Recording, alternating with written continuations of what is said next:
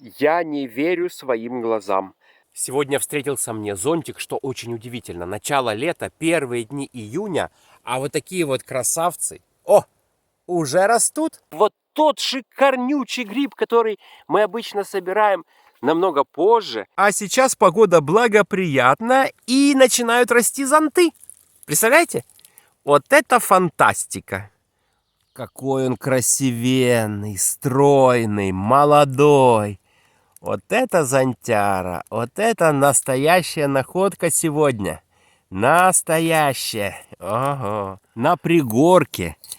Прямо, видите, вокруг сосны. Прямо в иголках растет вот такой вот зонтяра. Можете себе представить? Потрясающий, потрясающий гриб. Да, рядом здесь, рядом растут маслята. Ой, смотрите, я его немножко сломал, но ничего. Рядом растут маслята, рядом растут подберезовики где-то. И вырос вот такой замечательный зонт. Наверное, не зря он сломался. Что-то такое подозрительное. А ну. А нет. Ножка ничего так. Вроде бы. Оп.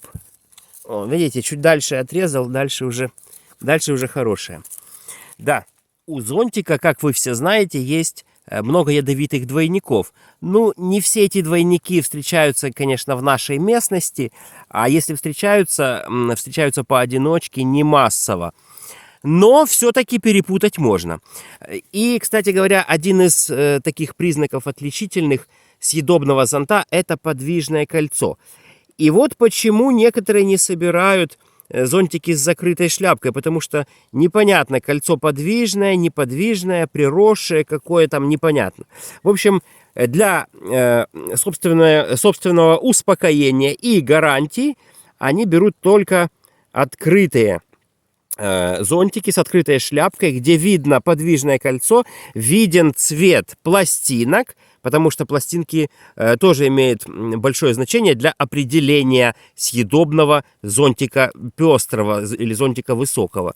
Да, так вот здесь ничего этого не видно, но единственное, что можно определить вот так визуально, что все-таки кольцо подвижное, так как расстояние, если видите, расстояние между ножкой и вот этой юбочкой, оно есть. То есть можно сказать, что кольцо не приросшее. Вот даже, видите, я двигаю ножку, и она свободно двигается как бы отдельно от кольца. Видите? Да, вот даже так можно определить. Ну, так как я этот гриб очень хорошо знаю, то, в принципе, мне особые приметы не нужны. Я четко знаю, что это съедобный зонтик пестрый. Прекрасный гриб, который встретился раньше срока, между прочим. Зонты только начали появляться, а это значит, пришло время знать конкретные признаки, по которым можно определить съедобный зонтик и отличить его от ядовитого двойника.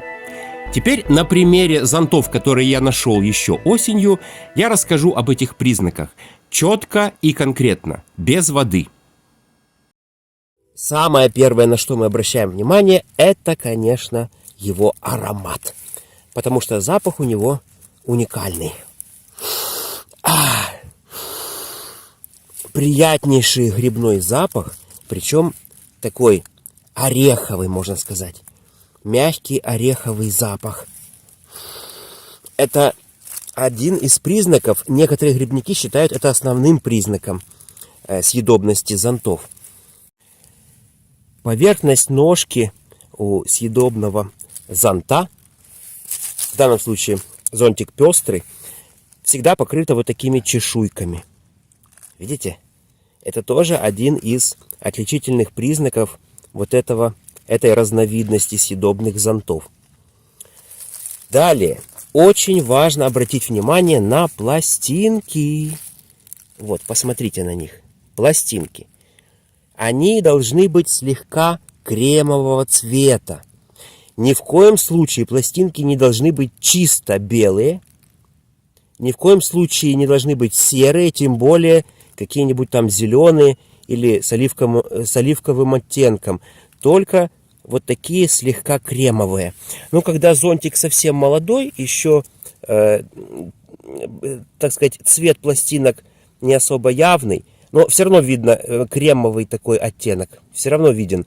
Чем старше зонтик, когда шляпка у него раскрытая, то кремовый оттенок более явный. Ну и, конечно, топовый признак.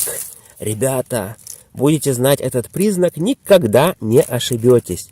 Смотрите, видим вот такое кольцо. Самое главное, оно должно быть подвижным. Вот смотрите, какого бы возраста не был зонтик, у него всегда подвижное кольцо. Хотя и плотно, но смотрите, я беру и передвигаю его элементарно. Видите, передвигаю до самого конца шляпки. И точно так же мы можем делать в обратную сторону. Видите, оп! Смотрите, какая прелесть, смотрите.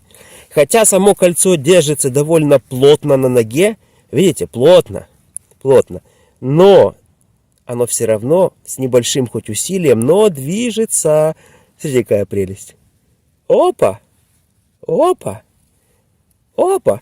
Ни у одного двойника ядовитого нету такого кольца. Либо оно есть, но оно приросшее. Вот, смотрите, вот эти зонты, они немножечко меньшего размера. То есть по высоте они не такие вот высокие. И, кстати говоря, вот это размер ложных двойников, друзья мои. Как раз вот двойники ядовитые, они не вырастают до размеров пестрого зонтика. Они вот такие вот более приземистые, как раз вот такого размера, как эти.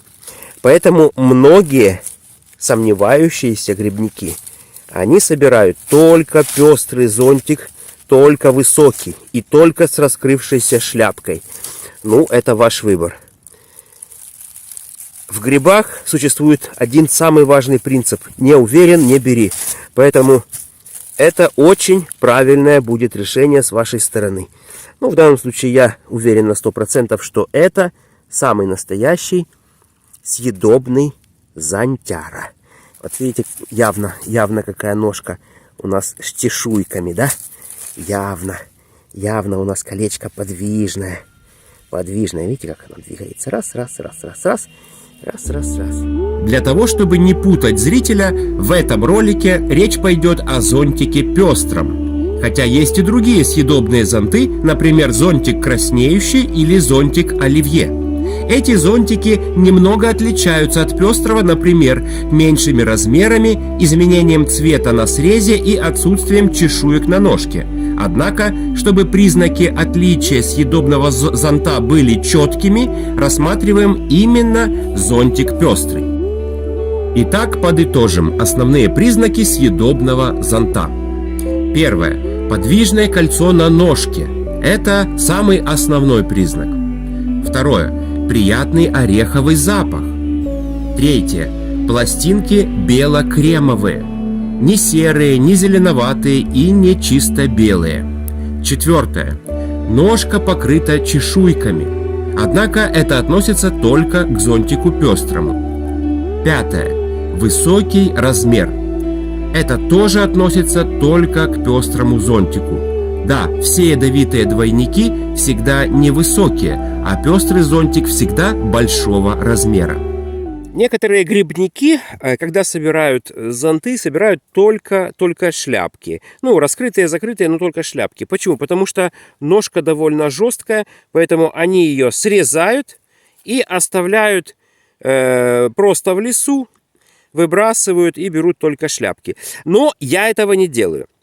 А не делаю по той причине, что, ну, во-первых, зачем, так сказать, портить гриб, срезать весь гриб и оставлять половину гриба в лесу.